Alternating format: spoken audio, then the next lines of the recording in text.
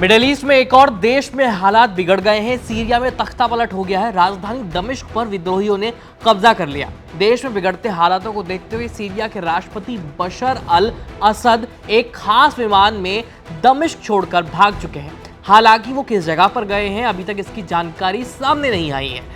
बशर अल असद के देश छोड़ने के साथ ही असद परिवार के 50 साल का जो शासन था अब वो खत्म हो गया। आज हम सीरिया के हालातों के बारे में ही बात करने वाले हैं। नमस्ते, मेरा नाम है आयुष और आप देख रहे हैं एबीपी लाइव को, जहां हम करते हैं बात अंतर्राष्ट्रीय प्रसंगों से जुड़े मुद्दों पर।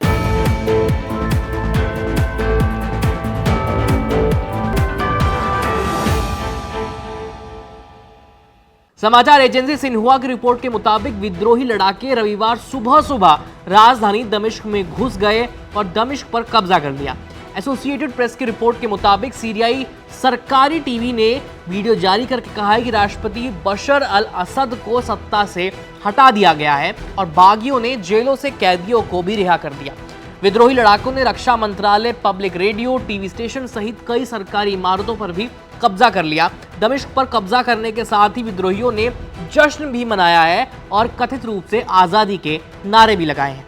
रिपोर्ट्स के मुताबिक विद्रोहियों के दमिश्क पहुंचने के बाद कई इलाकों से जो असद के सैनिक थे वो वहां पर तैनात थे, वो भी अपनी पोस्ट को छोड़कर भाग गए हैं। अपनी जान बचाने के लिए सैनिकों ने सिविल ड्रेस पहनकर वहां से भागना ठीक समझा। दमिश्क में विद्रोहियों के कब्जे के तुरंत बाद ही सीरिया के प्रधानमंत्री मोहम्मद गाजी जलाली का बयान भी सामने आया है। सीरिया के प्रधानमंत्री मोहम्मद गाजी जलाली ने साफ कर दिया है कि वो अपना देश छोड़कर भागने वाले नहीं हैं और सीरियाई प्रधानमंत्री ने यह भी कहा है कि शांतिपूर्ण तरीके से सत्ता को विपक्ष के हाथों में सौंप देंगे।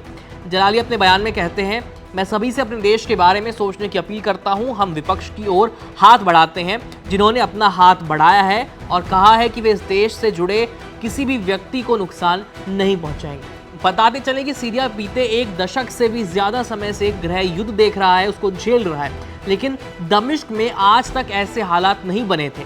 सीरिया में पिछले एक दशक से जो हालात हैं उसमें केवल विद्रोही ग्रुप और सरकार ही नहीं बल्कि देश के कई और संगठन भी जिम्मेदार हैं।